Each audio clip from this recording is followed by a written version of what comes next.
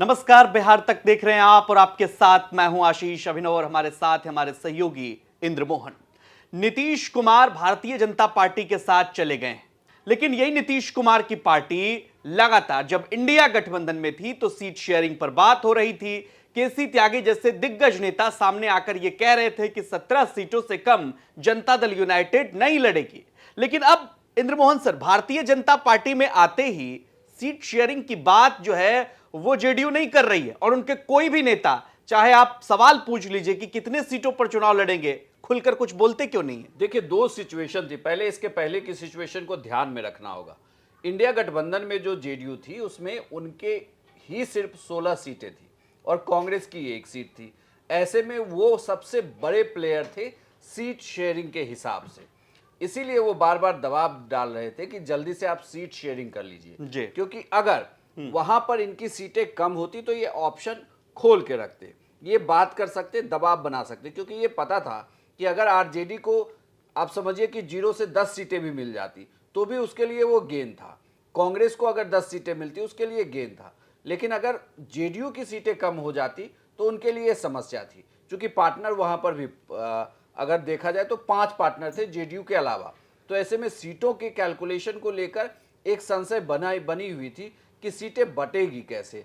हाँ, इसी को लेकर वो बार बार दबाव भी डाल रहे थे, या यूं कह सकते हैं कि उस गठबंधन से निकलने का ये एक रास्ता था जिसके लिए वो बार बार इस वजह को दोहरा रहे थे। मतलब यही एक रास्ता था कि प्रेशर बनाइए सीटों को लेकर, राष्ट्रीय जनता दल पर हो, कांग्रेस पर हो। और अभी देखिए, मतलब सेफ एग्जिट जो नीतीश कुमार उधर से चाह रहे थे, ये एक बड़ा कारण था कि दबाव बनाया जाए सीट शेयरिंग को लेकर, बात बन नहीं रही थी, क्योंकि उन्हें पता था कि सीट शेयरिंग में जब तक कांग्रेस नहीं बैठेगी सीट शेयरिंग हो नहीं पाएगा।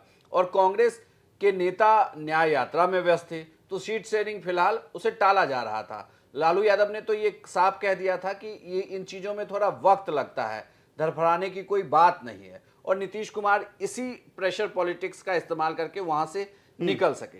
अब रही बात कि बीजेपी के साथ वो बार बार क्यों नहीं कहते कि आप सीट शेयरिंग कर लीजिए। दरअसल यहां पर एक एज है इनके पास कि पिछले लोकसभा चुनाव में इसी पार्टी ने सीट शेयरिंग का फॉर्मूला निकाला था। अगर अभी के एलजेपी को 2 धड़ों को आप एक कर दें तो यही 3 पार्टियां थी जो सीट शेयरिंग कर रही थी, और अब इनके साथ मांझी और उपेंद्र कुशवाहा भी जुड़ गए हैं और एलजेपी अब 2 धड़ों में है, एक चिराग पासवान, एक पशुपति पारस। लेकिन यहां पे अच्छी बात यह है जो बीजेपी और जेडीयू के फेवर में है कि सीट शेयरिंग का जो फॉर्मूला है, जो पिछली वक्त बटा था, वो फॉर्मूला कंटिन्यू हो सकता है, क्योंकि जेडीयू के साथ गठबंधन अभी किसी का नहीं है। जो पार्टियों का गठबंधन है वो बीजेपी के साथ है। बीजेपी के साथ जो है वो एलजेपी है, दोनों धड़े। बीजेपी के साथ उपेंद्र कुशवाहा है, बीजेपी के साथ हम हैं। नीतीश कुमार अकेले बीजेपी के पार्टनर हैं, चूंकि ये सारे एनडीए के फॉर्म में हैं तो एनडीए के पार्टनर हैं। ऐसे में इंडिविजुअली देखा जाए तो यह जो सीटें बटनी है, बीजेपी वर्सेस जेडीयू बटना है, बीजेपी प्लस वर्सेस जेडीयू के बीच सीटें बटनी है। मतलब आपका ये कहना है कि 17 सीटों पर अभी भी भारतीय जनता पार्टी, माफ करेगा, जेडीयू जो है वो चुनाव लड़ेगी इस गठबंधन में होने के बावजूद भी। अगर यही 17 सीटों का फॉर्मूला होता है तो भारतीय जनता पार्टी कितनी सीटों पर लड़ेगी? अगर भारतीय जनता पार्टी 17 सीटों पर ही चुनाव लड़ती है जैसा कि लोग कह रहे हैं, तो 6 सीटों में अन्य पार्टियां कैसे डिवाइड? मैं आपको बताता हूं, ये 17 सीटों का ही फॉर्मूला है, जो फॉर्मूला काम करता रहेगा। 17 सीटों पर ही जेडीयू चुनाव लड़ेगी, 17 सीटों पर ही बीजेपी चुनाव लड़ेगी। कुछ सीटें बदली जा रही है, जो सूत्रों के हवाले से खबर है, जो मेरे पास जानकारी है, उस जानकारी के अनुसार लगभग 4 से 5 सीटें जेडीयू की बदल सकती है, या यूं कहें कि बीजेपी को भी वो सीटें छोड़नी पड़ सकती है। 4 से 5 सीटें ऐसी हैं जहां पर फेरबदल के चांसेस कहे जा रहे हैं। जैसे भागलपुर को लेकर एक चर्चा शुरू हो गई है, सीतामढ़ी को लेकर चर्चा है कि क्या ये सीटें बदली जाएंगी। खैर, अब लेकिन इसमें बड़ी बात यह है कि एनडीए चाहती है कि वो 100% सीट जीत ले, पिछला परफॉर्मेंस दोहराया जाए। जो आपका सवाल था कि सीटें बटेगी कैसे, ये 17 प्लस 6 के ही नंबर को आप देखिए, 17 सीटें होती हैं 34, और जो बाकी बचे 6 सीटें, इस 6 को आप 5 कर लीजिए।